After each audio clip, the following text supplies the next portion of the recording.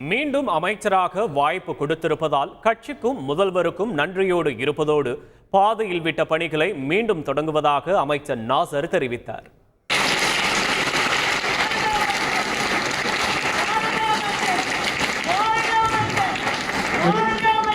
இடைக்காலத்தில் விட்ட அந்த பணிகளையும் நான் உங்களுக்காக நிறைவு செய்து உங்களுக்கு நம்பிக்கை 2016 பூரண மதுவிலக்கு என்றதால் தான் சீட் குறைந்தது என பேசப்பட்டதாக கூறிய அமைச்சர் ரகுபதி, ராஜினாமா செய்ய வேண்டும் என்ற அன்புமணி ராமதாசுக்கு ஆட்சியில் இருந்தால்தான் தெரியும் என்றார். பூரண மதுவிலக்கு என்பது மாண்புமிகு தலைவர் தளபதி அவர்களுடைய லட்சியம். அது நாங்கள் நிச்சயம் 2016 நாங்கள் பூரண மதுவிலக்கு கொண்டு வருவோம் என்றுதான் சொன்னோம். ஆனா அது சொன்ன உண்மையா பொய்யான்னு தெரியாது. அதனால கூட மைனஸ் ஆனிச்சுன்னு கூட ஒரு குற்றச்சாட்டுகள் கூட எழுந்தது.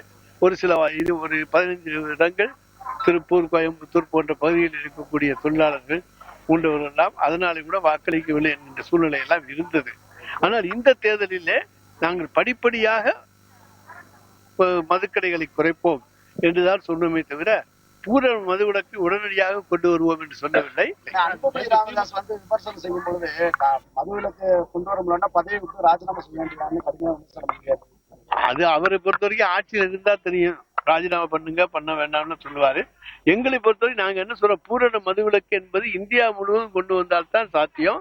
சிவகங்கையில் மாணவர்களுக்கு கல்வி கடனை வழங்கிய அமைச்சர் KR பெரியகழுப்பன், நிதி நெருக்கடி இருந்தாலும் தமிழக அரசு கல்வித்துறைக்கு தனி கவனம் செலுத்துவதாக குறிப்பிட்டார். நிதி நெருக்கடி உண்டு என்பதில் ஆனாலும் கூட கல்விக்காக வழங்கப்படுகின்ற துறைகளில் ஆண்டுக்காண்டு கூடுதலாக கொடுத்திருக்கிறார்களே தவிர நிதிநிலையை காரணம் காட்டி கல்விக்கான தொகையை எந்த சூழ்நிலையிலும் குறைத்திருக்கவில்லை என்பதை அதையும் நான் இங்கே நினைவுபடுத்த கடமைப்பட்டிருக்கிறேன். 47,000 கோடி ரூபாய்க்கு கல்விக்கு மாண்புமிகு முதலமைச்சர் அவர்கள் ஒதுக்கி தந்திருக்கிறார். செய்திகளை உடனுக்குடன் தெரிந்து கொள்ள உடனே சப்ஸ்கிரைப் பண்ணுங்க.